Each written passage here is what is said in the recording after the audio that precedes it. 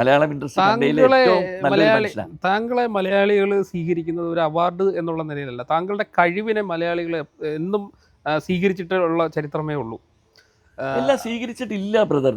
ഞാൻ ഇന്നും അതിനുവേണ്ടി അല്ല, ഭയങ്കരമായിട്ട് താങ്കളുടെ ചില സിനിമകളൊക്കെ കാണുമ്പോൾ, അപൂർവം ചില സിനിമകളിലാണെങ്കിലും താങ്കളുടെ കഴിവ് അപാരമാണ്. കാര്യം അത് പറയാതിരിക്കാൻ കഴിയില്ല. ഞാനത് ഇങ്ങനെ പുകഴ്ത്തി പറയുന്നതല്ല, ഞാൻ കണ്ടത് കൊണ്ട് ഞാൻ പറയുന്നത്. എനിക്ക് സ്വയമായിട്ട് പറഞ്ഞാൽ ഇന്നും അതിനോട് പൂർണ്ണമായിട്ടൊരു തൃപ്തി കിട്ടിയിട്ടില്ല. കാര്യം വെച്ചാൽ ഇന്നും ഒരു 100% ആൾക്കാർക്ക് ചിലപ്പോൾ എൻ്റെ പേര് കൊണ്ട് അറിയില്ലായിരിക്കാം. നാസർ ലത്തീഫ് എന്ന് പറഞ്ഞാൽ മേ ബി ഒരു 80% people know, still 20% people do not know. ചില സമയത്ത് എന്നെ സാറ് സിനിമയിലുള്ളല്ലേ, സാറിൻ്റെ പേര് ഇങ്ങനെ ചോദിക്കുമ്പോൾ ഉള്ളിലൊരു പെടയാണ്, പെട. അതെ, എടാ 50 വർഷമായി. I came in to the film industry 1974. This is the 50th year. Still 20% do not know me. അതെനിക്ക് വലിയ വിഷമമുള്ള കാര്യമാണ്. അറിയപ്പെടേണ്ട സമയം കഴിഞ്ഞു. അതെന്താണെന്ന് എനിക്കറിയില്ല. അതിനുവേണ്ടി കാത്തിരിക്കുന്നു. അത് പറഞ്ഞു വന്നപ്പോഴാണ് ഈ ബ്രൂട്ടലും ഞാൻ എടുത്തു പറയാനിരിക്കുന്നു. ഞാൻ ഈ ബിബിൻ പോൾ സാമുവലിനെ പറഞ്ഞ പോലെ തന്നെ അമൽ കെ ജോബി ഒരു ബ്രില്യൻറ്റ് ഡയറക്ടർ, ബ്രില്യൻറ്റ്, നല്ല കഴിവുള്ളൊരു വ്യക്തിത്വം. ഒരു മിസ്റ്റേക്ക് മാത്രം പുള്ളിക്കുള്ളൂ. അതിവിടെ ഞാൻ ഓൺ റെക്കോർഡ് പറയുന്നു, ഫോൺ എടുക്കില്ല. എപ്പോഴും വഴക്കാണ് ഞാനും പുള്ളി ഫോൺ എടുക്കില്ല. അതൊരു തമാശയ്ക്ക് പുള്ളി പറഞ്ഞ എപ്പോഴോ ലാലിൻ്റെ ഫോൺ വന്നിട്ട് പോലും പുള്ളി അത് എടുത്തില്ല എന്നാണ് പറയുന്നത്. അപ്പം ഞാൻ എപ്പോഴും വഴക്ക് പറയും, മോനെ നിൻ്റെ സാഹചര്യങ്ങൾ നിനക്ക് കിട്ടാനുള്ള പല ചാൻസുകളും നഷ്ടപ്പെട്ടു പോകില്ലേ. അങ്ങനെ ഒരു കുഴപ്പം വിട്ടാൽ ഇറ്റ്സ് എ ബ്രില്യൻറ്റ് ടെക്നീഷ്യൻ. മധു സാറിൻ്റെ അസോസിയേറ്റ് ആയിരുന്നു കെ മധു. നന്നായിട്ട് ചെയ്തിട്ടുണ്ട്. ബ്രൂട്ടലും വളരെ ബ്രൂട്ടൽ നിങ്ങൾ കണ്ടു ഒരു നല്ല ഒരു. അപ്പം ഞാൻ ചെയ്ത രണ്ടും വ്യത്യസ്ത കഥാപാത്രങ്ങളാണ്. ഇപ്പം കുറിപ്പിൻ്റെ കുഴിമാടത്തിൽ ഒരു ക്യാരക്ടറാണെങ്കിൽ ഇതിൽ മറ്റൊരു കഥാപാത്രമാണ്. ശരിക്കും ബ്രൂട്ടലിൻ്റെ ക്ലൈമാക്സ് രംഗത്തിൽ സാറ് ഒരു ഗത്യന്തരമില്ലാതെ സ്വന്തം മകളെ കെയർ ചെയ്യുന്ന ഒരു രംഗമുണ്ട്. അത് ഒരു സിനിമയിലും നമ്മൾ കണ്ടിട്ടില്ല. ഒരിക്കലും അങ്ങനെ ഒരു സീൻ നമ്മൾ പ്രതീക്ഷിച്ചുകൂടിയില്ല. അതിമനോഹരമായ ക്ലൈമാക്സ്. അത് ഭയങ്കര ക്ലൈമാക്സ് ആയിരുന്നു. അതൊക്കെ പുള്ളിയെ സമ്മതിക്കണം. പുള്ളിയുടെ ബ്രെയിൻ വേവ് ആണ് ആ ക്ലൈമാക്സ്. അമൽ കെ ജോബി എഴുതുമ്പോൾ ഞാൻ പറഞ്ഞു, അമലെ ഇത് വേണോ, ഇത് ശരിയാവോ, ഇത് സ്വീകരിക്കുമോ? എനിക്കൊരു ചളം പോലെ ഫീൽ ചെയ്ത് അത് ഡെഫിനറ്റ്ലി ഉഗ്രനായിരിക്കും. അത് അവസാനം എല്ലാവരും അത് ഏറ്റെടുത്തു. തീർച്ചയായിട്ടും. കാര്യം ചിലപ്പോൾ സാറേ ഞാനും പറയുന്നത്, ചില നമ്മുടെ റിയാലിറ്റിയിൽ ഇങ്ങനെ ഒരു സംഭവം നടക്കുന്നുണ്ടാവാം. ചില കുടുംബങ്ങളിൽ അവരുടെ അവസ്ഥകളിൽ ചിലപ്പോൾ അങ്ങനെ നടക്കുന്നുണ്ടാവാം. പക്ഷെ ചെയ്യാതിരിക്കാൻ കഴിയില്ലല്ലോ. പിന്നെ ഒരു അച്ഛൻ എന്ത് ചെയ്യും അവസാനം? അമ്മയും ഇല്ല, വേറെ ആരുമില്ല, മറ്റൊരു സംഭവം നടന്നുകൊണ്ടിരിക്കുന്നു. ഈ സമയത്ത് ഇയാൾ ചെയ്യാണ്ട് എങ്ങനെ പറ്റും?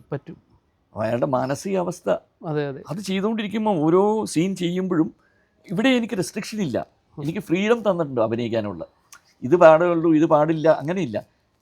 എന്തെങ്കിലും അവിടെ ഒരു ഇത്തിരി എൻ്റെ കൂടിയാൽ പുള്ളി പറയും, ഒരു മീറ്റർ ഇത്തിരി കുറയ്ക്കാം, അല്ലെങ്കിൽ മീറ്റർ ഇത്തിരി കൂട്ടാം. ഇതാണ് പുള്ളിയുടെ സംസാര രീതി, മീറ്റർ. അതിൽ കവിഞ്ഞ് നമുക്ക് വളരെ ഈ രണ്ട് ഡയറക്ടേഴ്സും രണ്ടും ചെറുപ്പക്കാരാണ്. അമൽ കെ ജോബിയും അതെ, ബിബിൻ പോൾ സാമുവലും അതെ, രണ്ടും ചെറുപ്പക്കാർ, വളരെ കഴിവുള്ള രണ്ടുപേരാണ്. മലയാളം ഫിലിം ഇൻഡസ്ട്രിക്ക് അവർ വാഗ്ദാനങ്ങളാണ്, ഞാൻ എടുത്തു പറയാം. അത് ഞാൻ തുടക്കം താങ്കളെ അഭിസംബോധന ചെയ്യുന്ന സമയത്ത് മലയാളികളുടെ വലിയേട്ടൻ എന്ന് പറയാനുള്ള കാരണം, താങ്കൾ എന്നെ ഈ ബ്രൂട്ടൽ സിനിമ പ്രിവ്യൂ ഷോ കാണാൻ വിളിച്ചല്ലോ. ഇത് കണ്ടു കഴിഞ്ഞപ്പോൾ എനിക്ക് തോന്നിയൊരു കാര്യമാണ്, വലിയേട്ടൻ എൻ്റെ അച്ഛൻ വലിയേട്ടൻ ആ ഒരു കെയറിങ് താങ്കളിലൂടെ കിട്ടുന്നത്, ആ കഥാപാത്രം എന്താണെന്ന് നമ്മളെ പഠിപ്പിച്ചു തരുന്നത്. Thank you. അപ്പോൾ അതൊരു വലിയൊരു മെസ്സേജാണ്. ഇന്നത്തെ തലമുറയ്ക്ക് അതൊരു വലിയ മെസ്സേജാണ്. അതൊരു ഇന്നത്തെ തലമുറ സ്വീകരിക്കുകയും ചെയ്യും എന്നെനിക്ക് തോന്നുന്നു. Let's hope so. നമ്മൾ കീപ്പിംഗ് ഫിംഗേഴ്സ് ക്രോസ്ഡ് എന്ന് പറയില്ലേ. അതെ. താങ്കൾ അന്യഭാഷ ചിത്രങ്ങളിലും ഞാൻ എല്ലാ ഭാഷയും ചെയ്തിട്ടുണ്ട്. അതെ, ഞാൻ ഇംഗ്ലീഷ് സിനിമയിൽ അഭിനയിച്ചിട്ടുണ്ട്. നമ്മുടെ സന്തോഷ് ജോർജ് കുളങ്കര നിർമ്മിച്ച ചന്ദ്രയാൻ എന്ന് പറഞ്ഞ സിനിമയിൽ ടൈറ്റിൽ ക്യാരക്ടർ മയിൽസ്വാമി അണ്ണാധരെ, ആ ക്യാരക്ടർ ഞാൻ ചെയ്തത്. ഇംഗ്ലീഷ് മൂവിയാണ്. I can speak fluent English. Language ഒരു പ്രോബ്ലമല്ല. ഹിന്ദി അബ്ബാസ് മസ്താൻ്റെ കൂടെ ഒരു ഹിന്ദി സിനിമ ചെയ്തിട്ടുണ്ട്. പിന്നെ തമിഴ് എന്നെ അറിന്താൽ ഗൗതം മേനോൻ്റെ കൂടെ, പിന്നെ വേറെയും 2-3 പടങ്ങൾ. പിന്നെ കന്നഡ പ്രീതി അലി സഹജ, ഞാനും സുഹാസിനിയൊക്കെയാണ് അതിനകത്ത് അഭിനയിച്ചത്. പിന്നെ ഇപ്പോൾ ഒരു കന്നഡ ചെയ്തു വെച്ചേക്കുന്ന ടി ജംഗ്ഷൻ. പിന്നെ മലയാളത്തിൽ കുറേ 10-100ഓളം സിനിമകളിൽ ചെയ്തിട്ടുണ്ട്. പിന്നെ സീരിയൽ ഒരു സമയത്ത് കണ്ടമാനം സീരിയൽസ്, സ്ത്രീ, സ്വരരാഗം, സ്വയംവരം, താലി, മനസ്സ്, കുറേയധികം സീരിയൽസ്. അന്ന് സീരിയലിൻ്റെ ഒരു സമയമായിരുന്നു. പക്ഷേ ഇടയ്ക്ക് വെച്ച് ഞാനങ്ങ് നിർത്തി. കാര്യം വെച്ചാൽ പുറത്തേക്ക് ഇറങ്ങുമ്പോൾ ആൾക്കാർ സീരിയൽ നടനല്ലേ, അപ്പോൾ അതൊരു ഉള്ളിലൊരു വിഷമമാണ്. അതുകൊണ്ട് സീരിയലും കാണും ടോട്ടലി കുറേ കാലമായിട്ട് സ്റ്റോപ്പ് ചെയ്ത്. ഇടയ്ക്ക് പിന്നെ ഒരു എൻ്റെ കുട്ടികളുടെ അച്ഛൻ എന്ന് പറഞ്ഞൊരു സീരിയലും ചെയ്തു. ഇനിയും ചെയ്യുകയില്ല. നല്ല കഥാപാത്രം ഇനിയിപ്പോൾ ഞാൻ എന്തായാലും തീരുമാനിച്ചു, ചെറിയ കഥാപാത്രങ്ങൾ വേണ്ട, ഇത്രയും ആയല്ലോ നമ്മൾ. അപ്പം എൻ്റെ ഒരു വലിയ പാഷനുമാണ്. ഇപ്പം നല്ല 2 കഥാപാത്രങ്ങൾ ചെയ്തു വെച്ചിട്ടുണ്ട്, കുറുപ്പിൻ്റെ കുഴിമാടവും ബ്രൂട്ടലും. ഇനി അങ്ങോട്ടേക്ക് അതുപോലെ നല്ല നല്ല ക്യാരക്ടേഴ്സ് നോക്കിക്കൊണ്ടിരിക്കുകയാണ്. അപ്പോൾ ഇപ്പോൾ ഒരു ക്യാരക്ടർ വന്ന് ഡിസ്കഷനായി ഓൾമോസ്റ്റ് ഷൂട്ടിന് റെഡിയായിരിക്കുന്നതാണ് ഡോക്ടർ ബിനിരാജ്. ഡോക്ടർ ബിനിരാജ് എന്ന് പറഞ്ഞാൽ നല്ല ഇത്രയും കഴിവുള്ള ഒരു വ്യക്തിത്വത്തിനെ ഞാൻ കണ്ടിട്ടില്ല. എഴുതാൻ ഇത്രയും കഴിവുള്ള, ഇത്രയും ഡിഫറെൻറ്റ് സബ്ജക്ട്സ്. അദ്ദേഹം തന്നെയാണോ ഡയറക്റ്റ്? അദ്ദേഹം തന്നെയാണ് ഡയറക്റ്റ് ചെയ്യാൻ പോകുന്നത്. ആ ഒരു പടത്തിന് പേരിട്ടിരിക്കുന്ന കച്ച്വ എന്നാണ്. കച്ച്വ എന്ന് പറഞ്ഞാൽ ഹിന്ദി വേർഡാണ്. കച്ച്വ മീൻസ് ആമ. അപ്പോൾ അത് പുള്ളിക്ക് ഹിന്ദി ലാംഗ്വേജിലും ചെയ്യണമെന്നുണ്ട്. അപ്പോൾ ഹിന്ദി എനിക്ക് നല്ല ഫ്ലുവൻ്റാണ്. അതെ, അതും ഈ ഫാമിലി സബ്ജക്റ്റ് ആണ്. അത് ഒരു ആമയെ പോലെ ഇരിക്കുന്ന ഒരു മനുഷ്യൻ്റെ കഥയാണ്. ഒരു കൂനനായ ഒരു മുസ്ലിം വാദിയാർ, ഒരു മുസ്ലിം ഉസ്താദ്.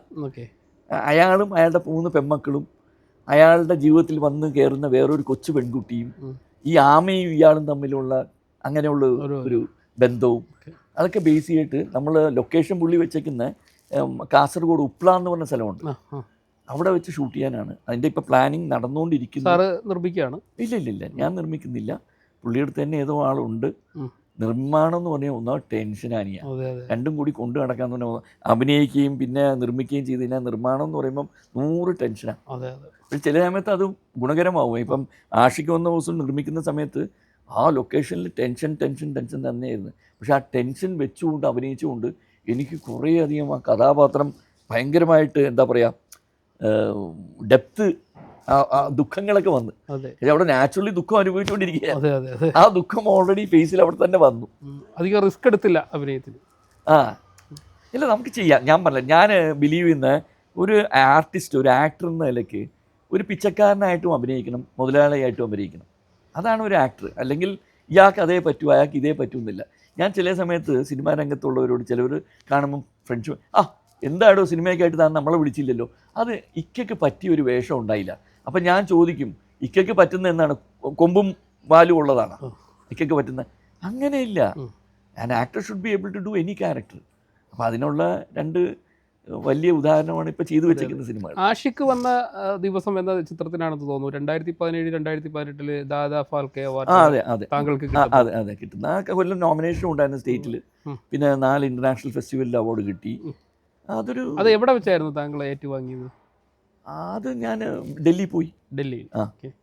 ഡൽഹിയിൽ പോയിട്ടാണ് ഞാൻ സ്വീകരിച്ചത് അവാർഡ്. ഓക്കെ, അത് വലിയൊരു ജീവിതത്തിലെ വലിയൊരു ബഹുമതിയും ബഹുമാനമായിരുന്നെങ്കിലും നമുക്കൊന്നും ഇവിടെ വന്നിട്ട് അതിനുള്ള സ്ഥാനമാനങ്ങളൊന്നും കിട്ടിയില്ല. അവിടെയൊക്കെ എനിക്ക് ഭയങ്കര മാനസികമായിട്ടുള്ള ദുഃഖമുണ്ട്.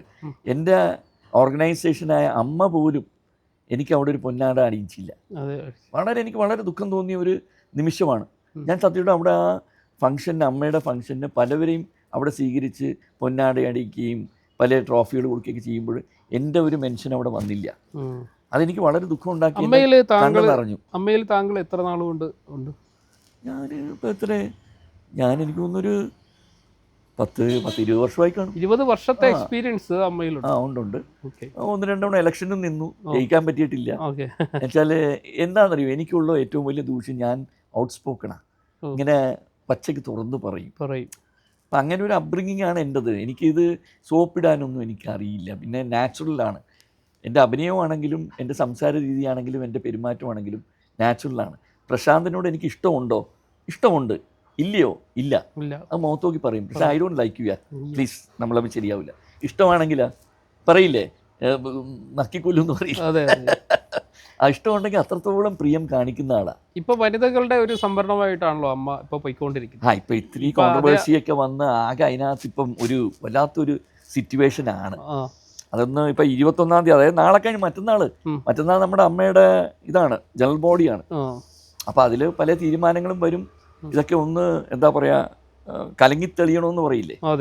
അപ്പോൾ അതിനു വേണ്ടി ഇരിക്കുകയാണ് എല്ലാവരും. വളരെയധികം വി ആർ ലുക്കിംഗ് ഫോർവേഡ്. വളരെയധികം ചർച്ച ചെയ്യപ്പെടുന്ന ഒരു വിഷയമാണ് അമ്പേലെ ഈ പ്രശ്നങ്ങൾ.